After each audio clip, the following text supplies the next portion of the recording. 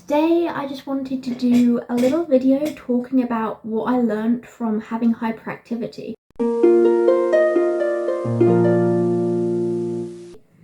Now, I don't have ADHD, but I have infection-induced neurological and psychiatric symptoms. So when I was 17, I got an infection, it did something to my brain, and I developed hyperactivity, inattention, and a bunch of other issues. But I feel like when I experienced hyperactivity, it did actually give me a lot more empathy and compassion for people who experience inattention and hyperactivity on much more of a regular basis. So I feel like it gave me a lot more empathy for people with ADHD, and I can't say that my experience was the same as ADHD because I don't have ADHD, but I feel as if it at least gave me a bit of insight and made me a more compassionate person and someone who tries to understand rather than judge. So one of the things that it taught me is when you have hyperactivity, people sometimes judge you and you can feel very, very misunderstood.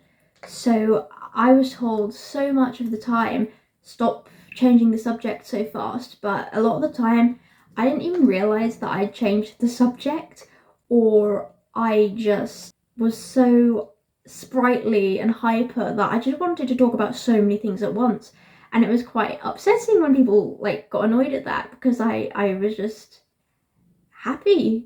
That me changing the subject, I was just happy. When you have hyperactivity, you do become quite misunderstood. It shows you that it's actually really horrible to insult someone for being hyper or struggling to pay attention, because it really isn't a choice at all. Why would somebody choose that? And it can take a toll on someone's self-esteem. So at the time I was like, oh, I've just got to stop being so childish, I've got to just calm down, I've got to try harder. But that's not going to help. It doesn't work like that. It's a neurological difference and not a personality trait as such, and not something we choose to do.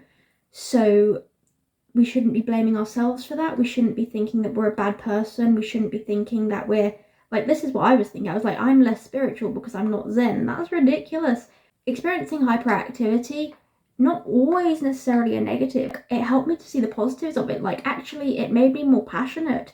It made me quite energetic, which was actually a good thing. It made me highly motivated when I was that hyper. I just wanted to do everything at once, and that wasn't necessarily a bad thing. So for me personally, it helped to just try and see the positives as much as possible so that I didn't blame myself with it. This is something that I wrote when I was experiencing hyperactivity. It reads, "If you need to be loud, be loud. If you need to move about, then do it.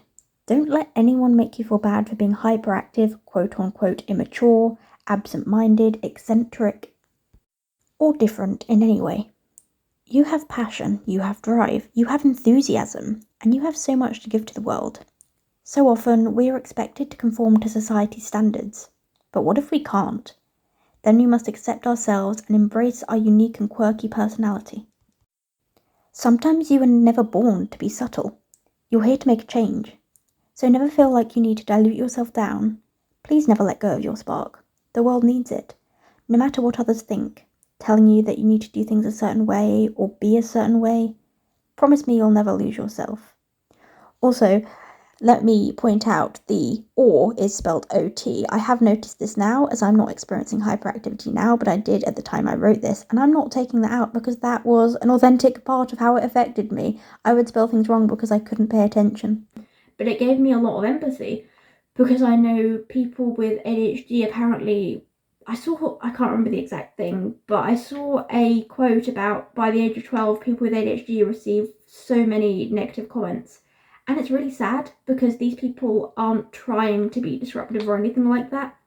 These people are just different. They have differences. So from my experience with hyperactivity, I definitely learned that it's not okay to be insulting people or making them feel bad for something like that, because we don't actually want to be doing it, and people are often very harsh on themselves, sometimes more harsh on themselves than as harsh as others are on them.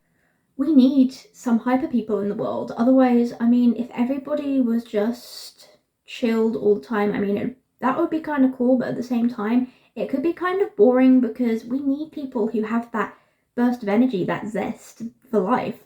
That's pretty awesome, actually. So for the time that I judged myself for being so hyper, I realised that wasn't even necessary.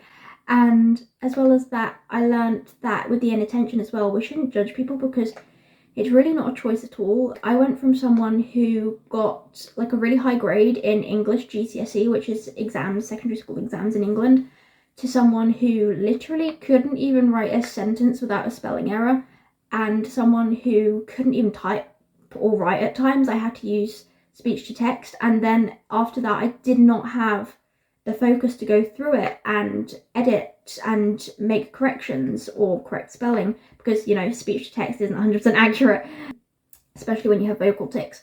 But the thing with that is I just did not have the focus to do it. I tried really hard, but I still couldn't go through it and correct it. So it definitely taught me that inattention and hyperactivity in no way is it a choice. And it also showed me how much ignorance people face when they experience something like that. It taught me the importance of accommodating myself and doing things in a way that works for me and not the way others think I should do things. Like, I could not study in the same way most people did. I had to find a way that works for me, which was singing my revision notes, which sounds odd, but that's what worked for me, so it was okay.